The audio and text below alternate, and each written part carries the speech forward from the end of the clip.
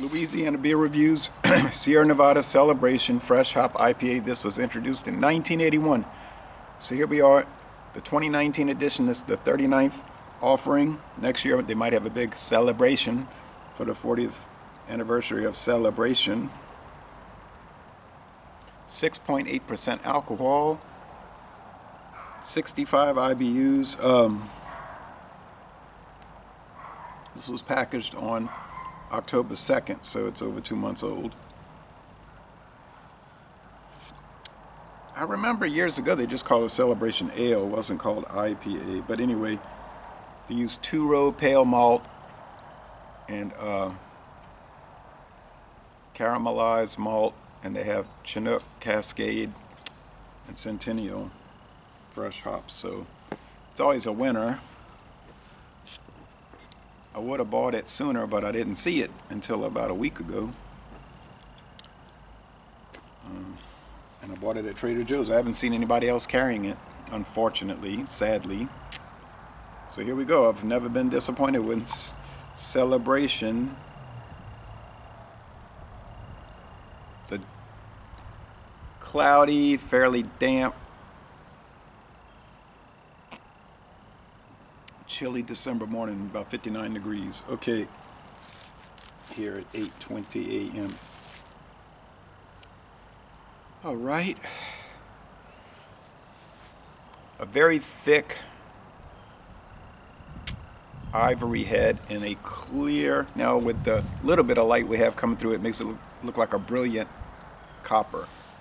And with the light shining at it, it still looks brilliant. Almost looks like a party light. You know, you get those light bulbs that are painted. I hear Midnight over there barking. All right.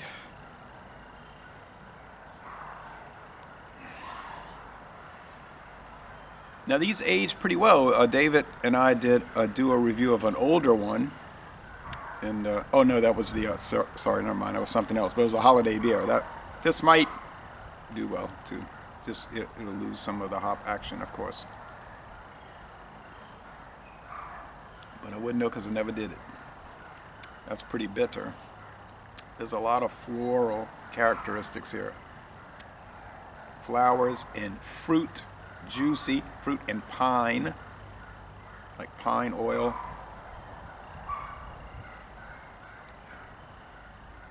Very malty, rich, medium roasted malts. Really, you can see that's not it. It's not a pale ale. It's not pale. It's more like a copper ale.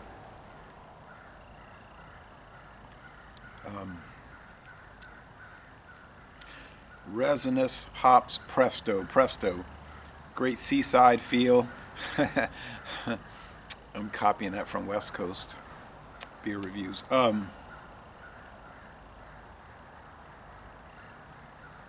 Over here we'd have more like a lakeside or riverside feel.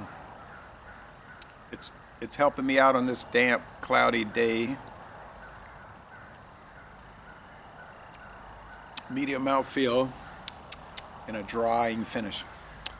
On the bitterness scale, Cyclops scale, this thing would be 5 out of 5 hop cones the way they see it. On the sweetness, it would be, I'd say at least 3 out of 5 sugar cubes. What about the international enjoyment units? Very high. Very high. You can get this beer for a great price. And it's holding its own against all your craft beers of the last 10 years, the way I see it. Do I like a lot of the new craft beers of the last 10 years? I certainly do. Don't like them all. Didn't like them all before 10 years ago, but this one is still holding its own and doing well, performing very well. The code, I don't know. I was trying to see the Mills River, North Carolina. Well, we're east of the Mississippi here, Mississippi River. I'm only about, don't think it's a mile from the Mississippi River, maybe 2/3 of a mile from the river. So But eastern Mississippi River is probably getting the North Carolina brewed versions, and western Mississippi probably getting the California brewed. Interesting, when I go beer shopping, liquor shopping, even wine, we'll find things on the west bank of the Mississippi River that'll be different from that you never see on the east bank. It's strange. Like I saw Blue Nun wine on the west bank. Never seen that on the east bank. At least, I mean, maybe it was around in 1978. That was just last year. I saw Blue Nun, and then it goes on and on. There's things you see over there like Royal Canadian blended whiskey. Never see it on the east bank. I remember 22 years ago going on the west bank of the river and seeing Pabst Ice and Pabst Genuine Draft Beer. True story. Never saw it east of the Mississippi River. That's sort of the dividing line, and I'm right on the dividing line. It makes it interesting. And I guess people in St. Louis might find similar experiences. And in Memphis, crossover, see different things. Cross west to the west bank, and in St. Louis cross to the east bank and see a different lineup. And it may even be the case, it may be that way in Minneapolis, where the river splits through the city. In New Orleans, it's the same way. 20% of the city of New Orleans is on the west bank of the river, and they may get different things. In fact, I can think of another one, the Guinness Fall beer they had one time. It was a fall ale. It was called Autumn Rust or something like that. I saw that on the west bank. Never saw it anywhere on the east. But you say, oh, all right, enough of that, enough of that. So anyway, what would be the score for this 2019 edition? And I don't think this is one where they change the recipe every year. They just say on their website, it's subject to change.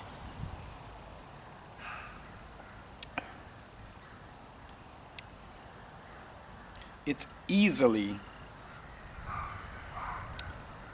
a 95 out of 100. Easily a 95 out of 100. 9.5 out of 10. Fantastic beer. So Laissez les bon temps relais, a wonderful celebration ale, and I'm going to end this review by saying, y'all come on down to southeastern Louisiana.